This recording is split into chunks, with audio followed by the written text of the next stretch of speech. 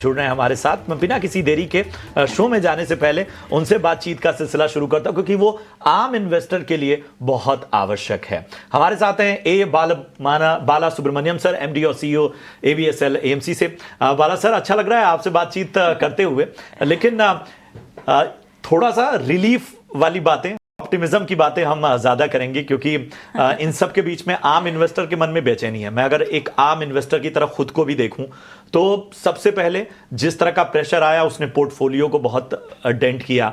इन सब के बीच में हमने ये भी देखा कि लोग थोड़ा सा पैनिक भी हुए और उसका असर हमें एसआईपीज के आंकड़ों पे नजर आया।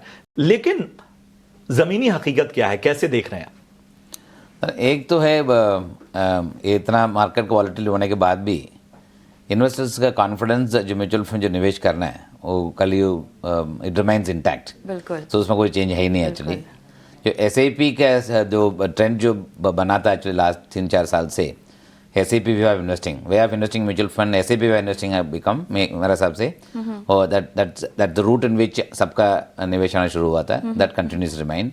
बीच बीच में आपको मार्केट वॉलेटिलिटी में तो अंडरस्टैंडिंग भी होना चाहिए दैट थोड़ा से लोग पैसा निकालेंगे, क्योंकि पैसा तो कम हो जाता है, मार्केट का लॉस हो गया। अगर हर जगह पे उनका इन्वेस्टमेंट्स है, उतना इन्वेस्टमेंट भी कम कर देते हैं क्योंकि इक्विटी तो बढ़ता नहीं है एक्चुअली, अर्निंग्स नहीं बढ़ता है एक्चुअली, पर मार्केट वॉलेटिलिटी में लोग थोड़ा से रिजर्व हो जाते हैं। बट ये बार मार्केट में मेरे हिसाब से उतना इम्पैक्ट नहीं आया क्योंकि लास्ट 10-15 साल से मैं मार्केट में देख रहा हूँ, एक्चुअली लहमन ब्रदर्स क्राइसिस देख रहा हूँ। So I've been saying and I've been witnessing also, investors का मेच्योरिटी लेवल जो है बिल्कुल सही वो बढ़ते जा रहे हैं। पहले जो सवाल जो आते थे मार्केट में, रेडी मार्केट में इतना वॉलेटिल हो गया, पूरा देश में पूरा डर है, अभी पैसा निकाल दें क्या करें, वो सवाल आजकल आता नहीं है। अभी मार्केट गिरने से लोग पूछना शुरू कर देते हैं अभी मार्केट में डालें कि नहीं डालें। सही बात है। सो इन्वेस्टिंग का जो सवाल जो आते हैं that is more than actually redeeming का सवाल। जो बीच बीच में रिडम्पशन जो आते हैं दैट आई वुड से एक तो ज्यादा इन्वेस्ट किया रहेगा, देयरफॉर उनको थोड़ा कम करना, शायद प्रॉफिट बुक करना है और थोड़ा कम करना है, उनका ईएमआई पेमेंट शायद। आपसे बात हुई थी पिछले समय और मुझे अच्छे से याद है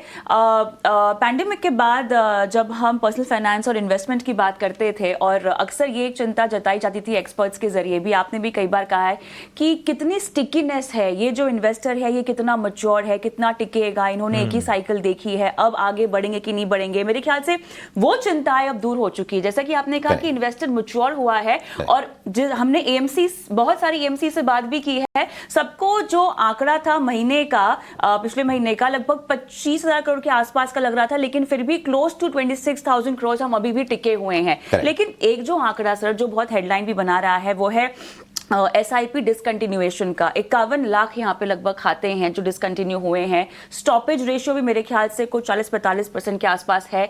ये कितनी बड़ी चिंता है? और चिंता से पहले मैं चाहती हूँ कि आप हमें समझाएं कि ये नंबर्स क्या नंबर्स हैं, कैसे काउंट इन होते हैं? ये जो ग्रॉस नंबर जो होते हैं 26,000 करोड़ ग्रॉस नंबर, जो लोग जो हर महीने में पैसा डालते हैं, दैट समथिंग रिमाइंस। सो आप अगर लास्ट 1 साल का ट्रेंड देखें, it used to be somewhere around 8,000 कोटी का रसफुली था। नाउ द नंबर बढ़ते अभी 26 करोड़ हो गया है। कंपेयर लास्ट क्वार्टर से एक क्वार्टर में 500 करोड़ क्रॉस किलोमीटर कम हुआ, तभी नया रजिस्ट्रेशन में थोड़ा सा कम हुआ।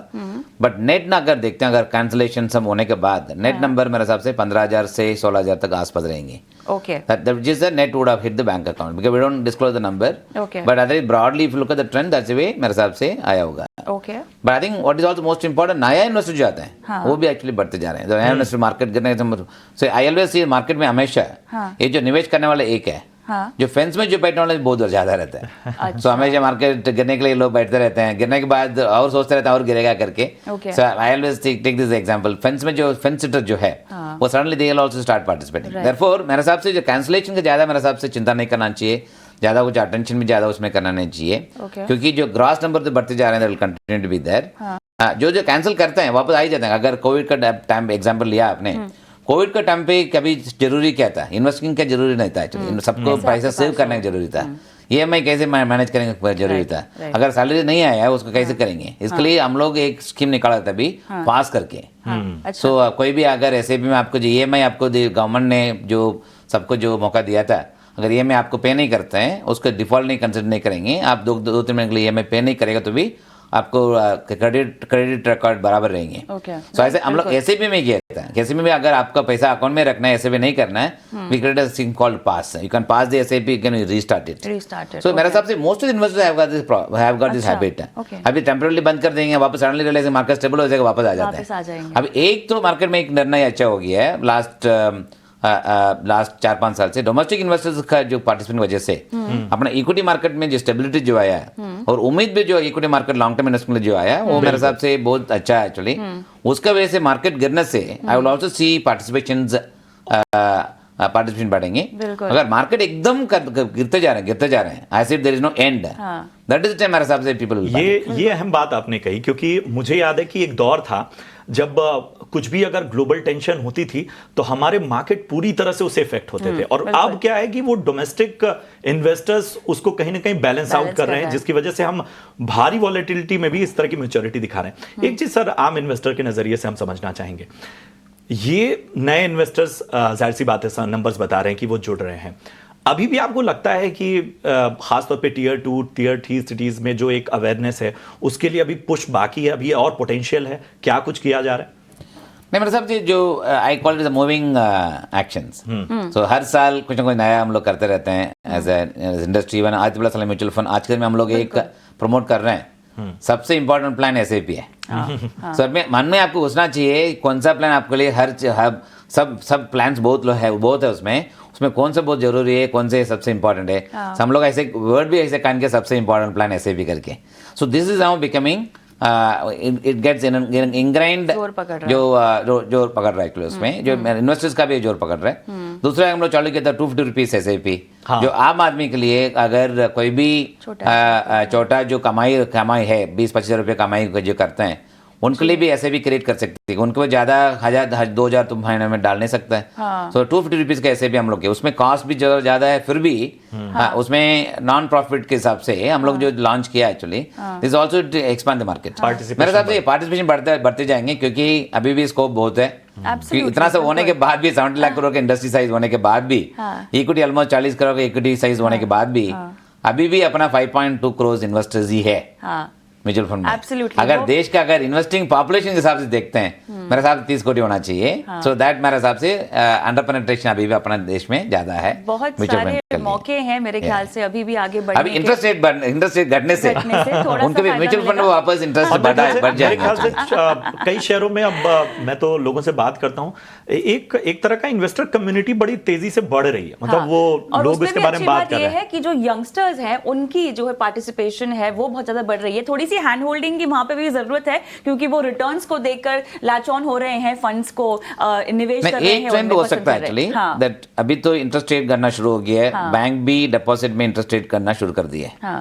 सो इन्वेस्टर्स जो है उनका भी सोचना शुरू हो जाएंगे, उधर इंटरेस्ट रेट घट रहा है अभी किधर मेरे को लगा सकता है। म्यूचुअल फंड मेरे हिसाब से ऑटोमेटिक चॉइस हो जाते हैं, इंक्लूडिंग जो लिक्विड फंड जो है वो भी एक्चुअली कंसिडरेशन में आ जाएगा actually as we move forward. वो ही मेन इंपॉर्टेंट है, बिकॉज मेरे ख्याल से लिक्विड फंड का और डेट फंड्स का इनफैक्ट आप कैसे इस्तेमाल कर सकते हैं उसको लेके जानकारी कम है। लेकिन मैं जानना चाहती हूँ, अब बाजार में इतना उतार चढ़ाव है, इतनी ग्लोबल अनसर्टेनिटी है जिसकी वजह से हमारे बाजार भी रिएक्ट कर रहे हैं ऑब्वियसली। अब ऐसे में रिस्क को कम करना बहुत ज़रूरी हो जाता है आपके पोर्टफोलियो में। As an AMC risk mitigation strategy, risk को कम करने की स्ट्रैटेजीज आप क्या ले रहे हैं जब आप बैठते हैं अपने फंड मैनेजर्स के साथ, अपने CIOs के साथ, तो इस तरह के बाजार में वो किस तरह की रणनीतियां फिलहाल बना रहे हैं, सेक्टर्स जहां पर आप बुलिश हैं, और साथ ही हमारे निवेशकों को रिस्क के लिहाज से क्या कदम नहीं उठाने चाहिए, ये भी बताइएगा। एक तो ऑफकोर्स फंड मैनेजर हमेशा रिव्यू जो होते हैं उनका तो कल डिसिप्लिन, तो डिसिप्लिन की वजह से उनको जो पोर्टफोलियो जो कंस्ट्रक्ट करते हैं, उनका जो पोर्टफोलियो कंस्ट्रक्ट करने के टाइम मार्केट का उठाव चढ़ाव को देख के उनका कर नहीं सकते। उनको लॉन्ग टर्म के लिए इन्वेस्ट कर रहे हैं, जो कंपनी का डीप रिसर्च करके जो पोर्टफोलियो एलोकेशन जो करते हैं वो साइज जो बनाते हैं। सो आपको बुलिश है बट साइज आपका पोर्टफोलियो में कम है, जो आपको जो व्यू जो है पोर्टफोलियो में कैसे रिफ्लेक्ट होता है टू जनरेट रिटर्न, वो रिस्क समझ जो आइडेंटिफाई कर फोकस है मनी मैनेजर्स का, वो कभी डिवेट नहीं करना चाहिए। मार्केट में तो हमेशा मूविंग पार्ट्स कभी भी अनसर्टेन तो बहुत आते जाएंगे, उसमें I think ensure get carried away. Fundamental investment हिसाब से जो करना है that's something we keep harping all the time. Discipline जो बोलते हैं that's something we keep harping. Sectors के लिए second sectors is actually again we have lot of analyst I think we actually look at companies and sectors structurally long-term bullish story. Cyclical but structurally now getting better. Likewise, जो sectors जो various sectors जो है उसमें identify करके किधर किधर आपको long term investment जो करना है वो सेक्टर में आइडेंटिफाई करके कर लेते हैं और किधर किधर आपको cyclically they will see the getting benefit out of the market moving cycles वो भी कर लेते हैं. I think look at it sector wise banking financial sectors मेरे हिसाब से लास्ट 4-5 साल से अंडर परफॉर्म किए. That sector is now becoming somewhat attractive. So portfolio में भी ऐसे ही बनाया हुआ actually. Energy sectors are gone through volatility, but energy sector में एक्चुअली देर से आपको अर्निंग्स आ सकता है आने वाला समय में. therefore that one sector related sectors, energy में खाली बिजली का नहीं है बट एनर्जी सब कुछ मिलके अगर देखते हैं इंक्लूडिंग ऑयल रिलेटेड कंपनीज वो पूरा सेक्टर्स में बुलिश है. और कंज्यूमर्स जो बजट में जो और फाइनेंस मिनिस्टर ने जो सबको जो बेनिफिट जो दिया है उसका वजह से आने वाले समय में उसका भी जो एज दी इनकम लेवल्स जो सैलरी क्लास एम्प्लॉइज में जो बढ़ते हैं कंजम्पशन भी बढ़ना शुरू हो जाएंगे. I think support by good monsoon अगर रूरल इकोनॉमी आते हैं थोड़ा तेज आ जाते हैं we will see consumption driven growth also will be there for consumer durable companies भी थोड़ा फायदा हो. So that's way portfolios are getting constructed. But कुछ भी अगर देखते हैं clearly we divide the portfolio into core portfolio और सैटेलाइट पोर्टफोलियोज. द सैटेलाइट में आपको जो शॉर्ट टर्म का बेनिफिट प्राइस के हिसाब से और ट्रेंड के हिसाब से जो करते हैं सिक्लिकल सेक्टर्स उसमें आ जाते हैं like metal sectors could be one of the sectors where अगर ग्रोथ अगर आ गया we'll see that sector also getting benefit. So ऐसे हम लोग देखते हैं. और sir consumption as a theme है भी कि भाई ग्लोबली बहुत ज्यादा उसका इम्पैक्ट नहीं हमने इस वॉलेटिलिटी में भी देखा. एक सवाल सर, SIP चूंकि आपसे इस तरह की बातचीत का मौका फिर मिलेगा नहीं तो हमें ये बताइए कि SIP शुरू करने का सही समय क्या है. मतलब आमतौर पे बहुत टाइम की बात होती है कि साहब जब बाजार गिर रहा हो जब प्रेशर हो तो बड़ा इंपॉर्टेंट मौका होता है क्योंकि लोग अपने पोर्टफोलियो में उस हिसाब से गेन देखते हैं. तो आप क्या गुरु मंत्र देंगे? ऐसे भी कल एक ही एसेट क्लास अभी कभी टाइम नहीं दिखना चाहिए. आपको सुबह मुहूर्त नहीं देखना चाहिए, सुबह मुहूर्त नहीं दिखना चाहिए, कुछ टाइम नहीं दिखना चाहिए. आपके पास अगर पैसा है अगर आपके पास पर्पस है सबके साथ सर हर दिन आपके पास कुछ पर्पस है, गोल है. हर फैमिली में बच्चों को पढ़ाने के लिए कुछ पर्पस रहते हैं, घर खरीदने के लिए पर्पस रहते हैं, गाड़ी खरीदने के लिए पर्पस रहते हैं, हर दिन के लिए रोज कुछ पर्पस रहता ही है एक्चुअली. वो पर्पस के हिसाब शुरू कर देना चाहिए और लॉन्ग टर्म वेल्थ क्रिएशन के हिसाब से ऐसे भी शुरू कर देना चाहिए. मार्केट का अगर कभी भी टाइमिंग करने की कोशिश करेंगे बट एक जनरल इन्वेस्टर्स का एक खराब आदत भी रहता है. खराब आदत रहता है. एक तो return chasing one should not do as part of risk management. अगर कभी आपको अच्छा रिटर्न दिख जाते हैं ये अच्छा है बट अच्छा ही एक्चुअली और रिटर्न आ गया उसका वजह से ऐसा नहीं है रिटर्न अच्छा आ गया उसके बेसिस पे आपका आने वाला समय रिटर्न आ गया. देयरफॉर कभी भी रिटर्न चेज नहीं करना चाहिए. डिसिप्लिन के हिसाब से ऐसे भी चालू कर देना चाहिए. दूसरा एक मिस्टेक नहीं करना चाहिए. एक हमेशा एक आदत रहता है मार्केट गिरने के टाइम सब लोग कोशिश करते हैं और मार्केट गिरेगा देयरफॉर मार्केट आउट करने उसके बाद डालता हूँ. मार्केट बढ़ने के बाद बोलते हैं मार्केट बहुत बढ़ गया है और गिरने दो उसके बाद डालते हैं. सो दोनों तरफ से क्या कर देते हैं बाहर बैठ जाते हैं और फेंस में बैठ जाते हैं, कभी इन्वेस्ट नहीं करते हैं. वो गलती नहीं करना चाहिए. मार्केट में अगर ऊपर भी है नीचे भी है ऐसे भी आपको कभी भी आप चालू कर देना चाहिए ऑन द बेस ऑफ आपको जो पैसा डिस्पोजेबल इनकम जो है it's for everybody applicable, is not just only for salary. Even अगर आपके पास सेविंग्स भी है अगर लिक्विड फंड में डाल के और एसटीपी भी करेंगे सिस्टमिक ट्रांसफर प्लान इक्विटी वो भी चलेगा. बट आप कभी भी आपको मार्केट का इन्वेस्ट करने के लिए टाइम नहीं करना चाहिए. तो बहुत एग्रेसिव होके क्या कदम ना उठाएं. बहुत ज्यादा रिस्क भी लेना चाहते हैं बहुत सारे लोग इस तरह के बाजार में. उनको लगता है कि मुनाफा हो जाएगा हमारा क्योंकि अब 2-3 साल से बहुत मुनाफा देखा है ना तमाम फंड्स में पोर्टफोलियो में. क्या रिस्क नहीं ले? नहीं अगर ओवरवेट अगर आपके एक एसेट क्लास बहुत अच्छा लगता है पूरा उधर डाल दिया है. आप लास्ट एक साल से देखेंगे हाँ इक्विटी मार्केट में नुकसान तो हुआ बट जो लास्ट 5 साल से जो बना है उनका अभी भी डीप प्रॉफिट में है. तherefore आप जितना लंबा समय के लिए में रहते हैं उसमें आपको प्रॉफिट आ जाते हैं. अगर शॉर्ट टर्म के लिए आते हैं कभी आपको वॉलेटिलिटी होगा. यानी एसआईपी रोकेंगे तो घाटा होगा. अभी रोकेंगे तो अभी रोकेंगे तो घाटा होगा आपको. वापस आपको चालू करेंगे तभी सोचते रहेंगे चालू करो नहीं करेंगे चालू करें यू स्टार्ट रिग्रेटिंग. इन्वेस्टमेंट में कभी रिग्रेट नहीं होना चाहिए. इन्वेस्टमेंट वर्ल्ड में कभी रिग्रेट नहीं होना चाहिए. किया था 2-3 साल पहले तो आपने मार्केट हाई पे शुरू था. अभी अगर आप रोक देंगे तो आपको घाटा होगा. Therefore रुपी कॉस्ट एवरेजिंग आपको उसमें फायदा नहीं उठता है. फायदा नहीं होगा. दूसरा एक एक्चुअली दैट फिक्स्ड इनकम का भी आप कभी जो हाइब्रिड फंड जो है सो कभी भी क्या आपको खाली रिटर्न आपको इक्विटी के जैसे ये बनाते रहना ऐसा नहीं है, हाँ। But equity also will go through averaging out. इसके लिए आपको असल लोकेशन जो है which is hybrid funds which has got invest in equity for multi असल लोकेशन फंड, उसमें इक्विटी में डालते हैं और फिक्स्ड इनकम में डालते हैं, गोल्ड में डालते हैं, सिल्वर में डालते हैं, रिटेन में डालते हैं, ऑल 5 asset class एक ही में मिलते हैं। तो डाइवर्स होना बहुत जरूरी है। चलिए